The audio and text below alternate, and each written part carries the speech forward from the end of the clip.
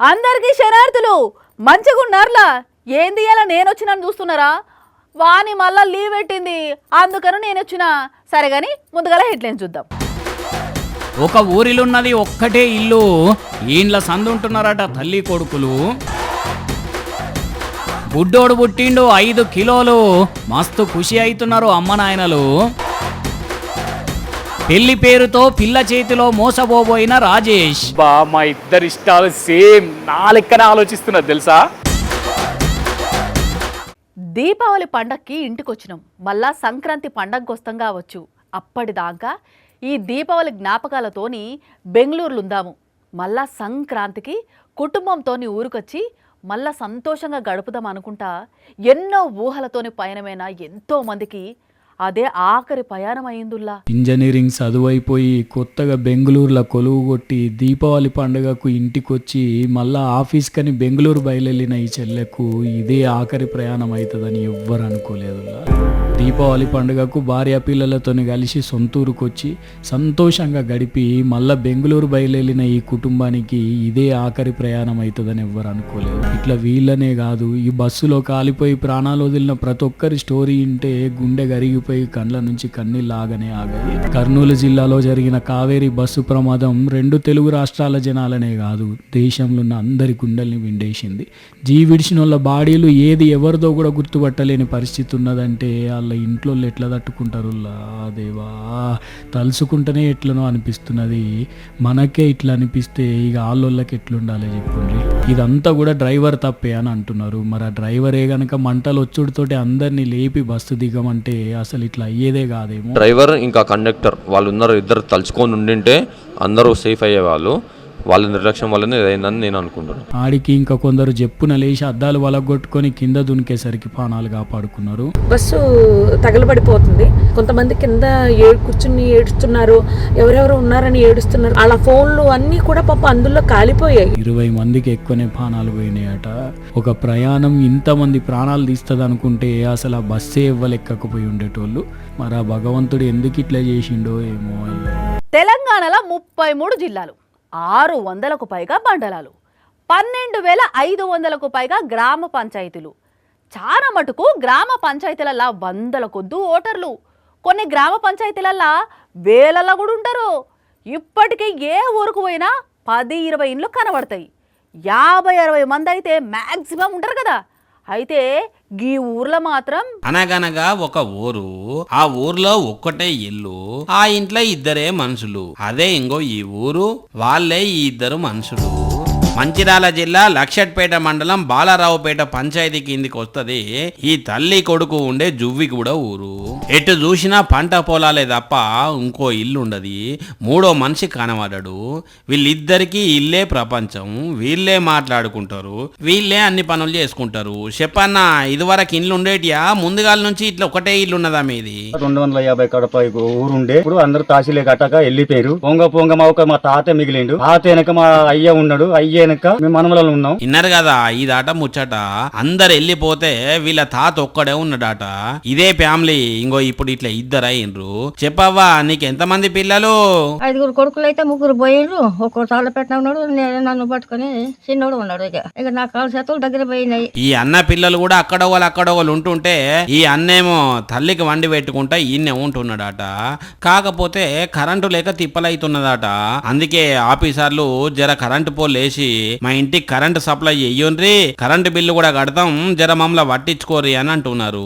మరి వీళ్ళకు ఏదైనా ఉప్పో పప్పో సమానం అవసరం పడితే ఏడికి పోయి కొనుకొచ్చుకుంటున్నారో ఏమో గాని, ఒక ఊర్లే ఒక్కటే ఇల్లుండు, ఆ ఇంట్లో ఇద్దరే మనుషులుండు మాత్రం భలే చిత్రంగా ఉన్నది కదా. అనుల్లా ఇంట్లోకి కొత్త ఫ్యామిలీ మెంబర్ వస్తున్నారంటే చాలు, ఫ్యామిలీ అంతా చాలా అంటే చాలా ఎగ్జైట్మెంట్ తోటి ఉంటారు.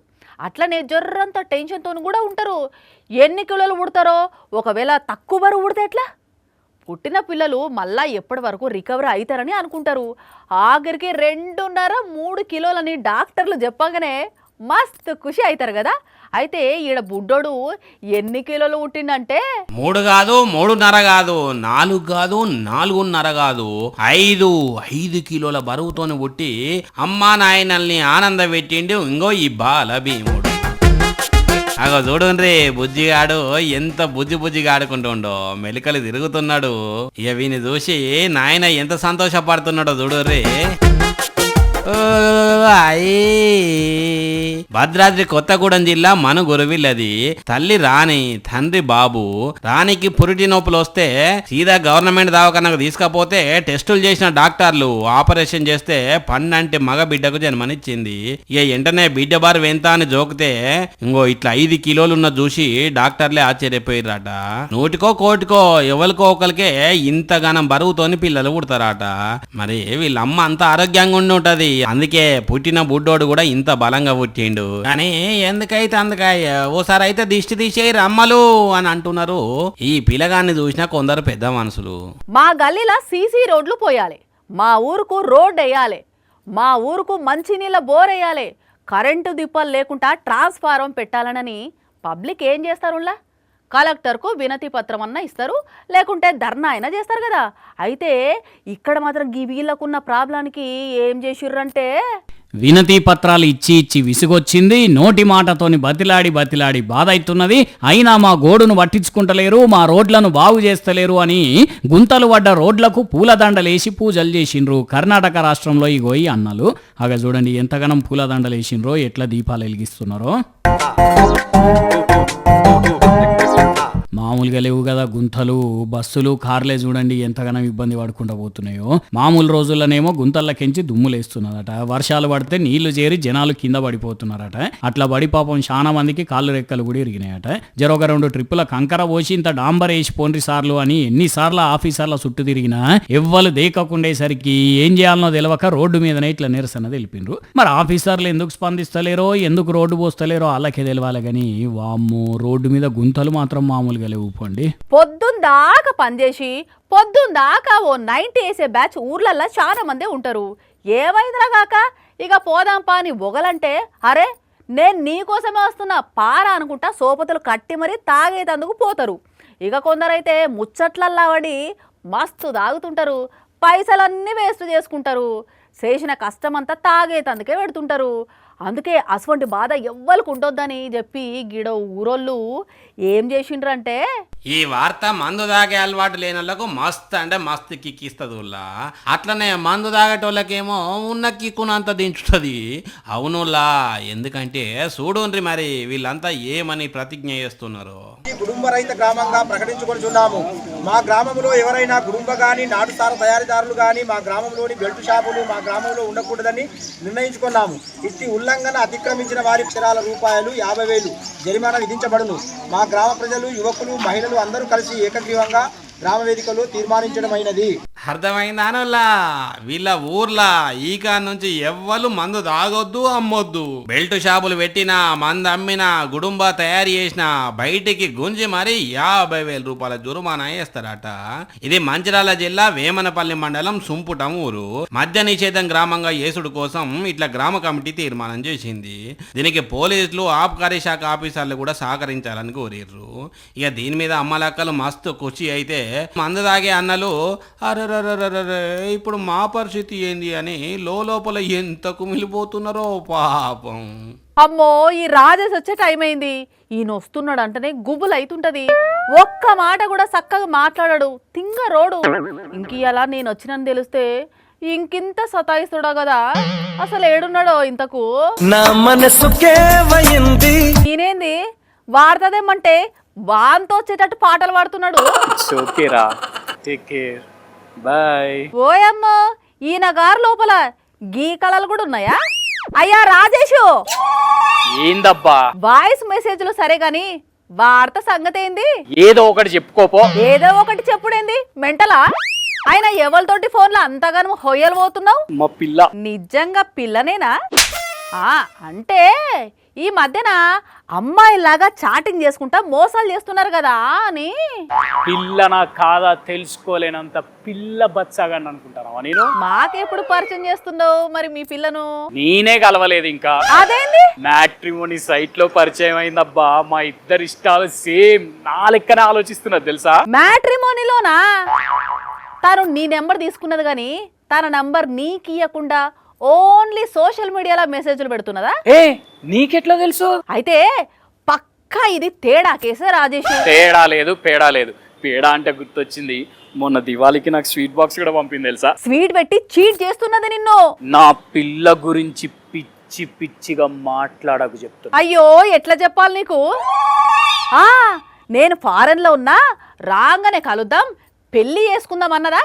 నీకు జాతకాలు చెప్పొచ్చా? కరెక్ట్ గా చెప్తున్నావు అన్ని. జాతకం కాదు, నా మాట వినకుంటే ఘాతుకం జరుగుతుంది. ఏందబ్బా నీ లొల్లి? పెళ్లి సంబంధాల కోసం చూసేటోళ్ళ వివరాలు దొరకబట్టి అందమైన పిల్ల ఫోటో ఒకటి డీపీగా పెట్టి, నువ్వు నాకు నచ్చావు, ప్రేమించుకుందాంరా, పెళ్లి చేసుకుందాంరా, ఊ అంటావా ఊహు అంటావా అని ముగ్గులకు దింపి మోసం చేస్తున్నారట. అంత సీన్ లేదు. నీ తలకాయ్ చూసి చూసి ఏదో ఒక రోజు కొంత అమౌంట్ అవసరం ఉన్నదని అడుగుతావు చూడు. మళ్ళా ఆమె ఫారం లా పనిచేస్తున్నది, కోళ్ళ ఫారం లా కాదు. ఆమెకి ఏం తక్కువ నన్ను అడుగుతుంది. కావాలంటే ఒక పని చెయ్యి, నాకు అన్ఎక్స్పెక్టెడ్గా కొంత అమౌంట్ వచ్చింది, ఏదైనా ఇన్వెస్ట్మెంట్ ప్లాన్ ఉంటే చెప్పమని మెసేజ్ పెట్టు. నేను పెట్టా. అరే పెట్టు, పిల్ల మంచిదైతే ప్లాన్ చెప్తుంది, పిల్ల ఫేక్ అయితే పైసలు అడుగుతుంది, తెలిసిపోతుంది కదా మ్యాటర్ ఏందో. చేసిన చూసినాక రిప్లై ఇస్తా. రిప్లై వచ్చింది, బయటికి చదువు ఏందో అది. హాయ్ రాజీ, యాక్చువల్ లేదులే, బయటికి చదివేది కాదు, పర్సనల్ మెసేజ్. చదువుతావా లేదా? హాయ్ రాజీ, యాక్చువల్లీ నేను నిన్ను ఒక ఫేవర్ అడుగుదాం అనుకున్నా. ఇప్పుడు మనీ మ్యాటర్ వచ్చింది కాబట్టి ఆస్కింగ్, బికాస్ ఆఫ్ కంపు ఆఫ్ ట్రంప్ ప్రాస my account is freezed, have to pay 3 lakh rupees urgently to my uncle. Can you please arrange me? I will return it in a week. చూసినావా, వీకుల ఇస్తాను ఎంత నాకుగా అడిగిందో. కాదు కాదు అడిగిందో ఏమోనబ్బా, నిజంగానే అవసరం ఉన్నాయేమో. సరే అయితే ఒక పని చెయ్యి, మీ అంకుల్ను నాకు ఫోన్ చేయమను, ఎంటీ చెక్ మీద సంతకం చేసుకొని గోల్డ్ తీసుకొని రమ్మను, ఇస్తా అని చెప్పు. వద్దంజలి, పెట్టు చెప్తా. పెట్టినా రిప్లై వచ్చిందా? యువర్ అకౌంట్ ఈస్ బ్లాక్డ్ అట. అర్థమైందా ఇప్పటికన్నా? అంత ఫేకు ఎవరు మీది. నువ్వు నమ్మి పైసలు ఇస్తే అటే పోయేటివి. బంగారం గింగారం అనేసరికి ఈయనతో అయ్యేటట్టు లేదని దెబ్బకు బ్లాక్ చేసిర్రన్నట్టు. అంతే అంటావా? ఇదొక గ్యాంగ్ మోపైందట. పెళ్లి కోసం సైట్లలో లాగిన్ అయినోళ్ళ వివరాలు దొరకబట్టి వాళ్ళను ట్రాప్ చేసి పైసలు గుంజుతున్నారట. అవునా? జూబ్లీ హిల్స్ లో ఉండే ఒక ఆమెను గిట్లనే ఒకడు మోసం చేసి 10 లక్షలు వేయించుకున్నాడట అకౌంట్లా. పోలీసులు ఆరాధిస్తే ఏపీ, తెలంగాణ, కర్ణాటకలల్లా 24 మంది లేడీస్ ఇట్లా మోసపోయిర్రని, సికింద్రాబాద్లో ఒక 2 లేడీస్ ఏమో ఏకంగా 50 మంది అబ్బాయిలను మోసం చేసిరని తేలిందట. జర్రైతే నువ్వు 51 నిన్ను ఎంత పెద్ద మోసం నుంచి బయట పడేసినందుకు థ్యాంక్స్ చెప్పాలి నాకు. అంత సీన్ లేదు, నువ్వు చెప్పకున్నా నేను ఇచ్చే రకం కాదులే. అబచ్చా, నా కాడ గన్నన్ని పైసలు ఉంటే బాగానే ఉండేది. ఏదో ఫారెన్ లో జాబ్ చేసే పిల్ల కదా, సెట్ అయితే నన్ను కూడా పట్టుకపోతుందని చార్జ్ చేసిన గంతే. మస్తు కవరింగ్ చేసినావు కానీ నడువుగా. అమ్మని అమ్మ, ఈ సైట్లొద్దు, ఈ పెళ్ళొద్దు. పబ్లిక్ పెళ్లి కోసం ఇంటర్నెట్ లా వివరాలు పెట్టినోళ్ళు పట్ట ఎవరికి పడితే వాళ్ళను నమ్మి పైసలు, ప్రైవేట్ ఫోటోలు, వీడియోలు పంపకుర్రి. పక్కా నిజమేనా కాదా అని ఆరాధియుర్రి. ఫారెన్లు ఉంటున్నా అనగానే ఆవేశపడి ఆగం కావద్దు. జాగ్రత్త, అటేడు ఇటేడు కాకుండా ఒక్క తరమన్నా సరిగా చూసుకోర్రి, లేకుంటే ఆగమైతారా. ఇవల్ల ఇయాల్టి గరం గరం వార్తలు. మన టైం ఎరకనే కదా, రాత్రి 8:30కు, పొద్దుగల 8:30కు. సరేనా? ఎగుంటా.